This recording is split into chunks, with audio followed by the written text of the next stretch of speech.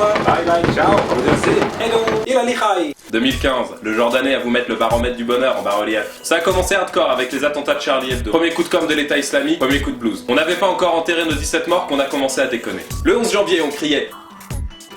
Et en même temps, on applaudissait Hollande et sa police qui avait passé 2014 à nous interdire de manifester. On saluait Merkel, la grande dame de l'austérité. On faisait défiler Netanyahou, homme réputé pour sa passion du dialogue avec les Palestiniens. Et puis il y avait Davutoglu, le premier ministre du gouvernement turc, dont on se demande encore ce qu'il a à carrer de la liberté d'expression. C'était l'embrouille totale. En fait, pour la classe politique, c'était ça l'esprit du 11 janvier. Plus c'est gros, plus ça passe.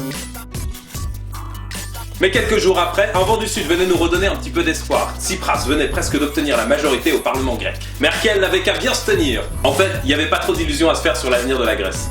Tsipras avait déjà bien reculé sur son programme de 2012 pour montrer patte blanche, et puis, comme il lui manquait de sièges pour avoir la majorité absolue, il a été obligé de s'associer avec un autre parti.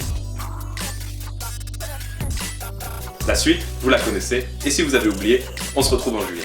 En mars, le Front National continuait d'avancer ses pions. Il avait déjà gagné 14 villes aux élections municipales de 2014. Cette fois-ci, pour les élections départementales, il réussissait à faire élire 62 conseillers départementaux. À la mi-avril, après le meurtre de Freddie Gray par la police américaine, on a vu surgir le slogan Black Lives Matter. Attendez, je vous mets l'astérix. Faut dire qu'aux États-Unis, tout n'est pas encore réglé en matière de racisme et de tolérance. C'est pas comme en France. Pour faire court et pédagogique, pour qu'un être humain reste en bonne santé, il faut qu'il se fasse 5 fruits et légumes par jour. Eh bien, pour la police des États-Unis, c'est 2 pauvres types toutes les 24 heures. Avec, en termes de pourcentage, une petite préférence pour les Noirs. On est loin du mouvement des années 70, mais la mobilisation sous le slogan Black Lives Matter dénote un regain de résistance de la communauté noire. De ce point de vue, 2015, c'est plutôt une bonne nouvelle. En mai, c'est la crise des migrants qui commence. La quoi ? Pour les Républicains, le PS et tous ceux qui sont plus ou moins au pouvoir en Europe, parler de la crise des migrants, c'est sympa. On est tout de suite d'accord pour dire qu'il y a un problème puisqu'il y a une crise. Et en même temps, les migrants syriens, soudanais, afghans, irakiens, libyens, éthiopiens, érythréens, eh bien ça passe plutôt comme un phénomène naturel. Ça migre au printemps. Mais surtout, c'est pas du tout géopolitique. Et les Occidentaux n'ont rien à voir là-dedans. Dès le mois de juin, le Parti Socialiste met un point d'honneur à respecter la tradition française d'accueil des étrangers. Tandis qu'en Europe, on s'apprête à faire la danse du ventre. Un coup à gauche, un coup à droite, et encore un coup à droite.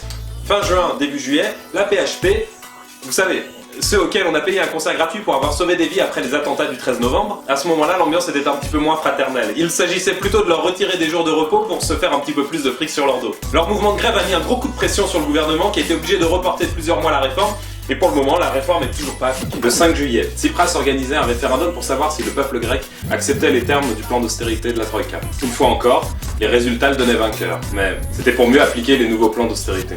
La stratégie électoraliste de Tsipras aura mené le peuple grec dans le mur. C'est en s'appuyant sur ceux qui produisent les richesses qu'on peut changer les choses, et pas en négociant avec ceux qui les pillent.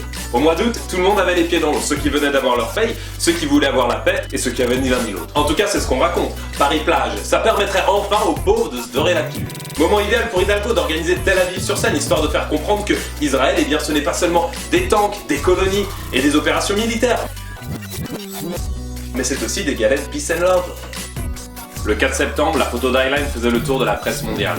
Merkel ouvrait les frontières, juste le temps de laisser entrer le contingent de main-d'œuvre manquant à l'économie allemande, avant de les refermer. La Hongrie érigeait un mur anti-migrants, on discutait quotas, renforcement de l'opération Triton, fermeture de l'espace Schengen. Les migrants pouvaient continuer à mourir par milliers. Octobre. C'était l'été indien dans l'Hexagone. Tandis que les dirigeants d'Air France se promenaient torse nu sur le tarmac de Roissy, la police était venue soutenir les salariés qui s'opposaient à la suppression de milliers de postes. Quant à lui, le Parti Socialiste, qui n'avait jamais si bien porté son nom, soutenait les travailleurs du ciel en défendant une égale répartition des bénéfices entre les salariés. Manuel Valls était même intervenu en personne pour dire qu'il était prêt à mettre la main à la poche. Excusez-moi, je crois qu'il y a une erreur de script.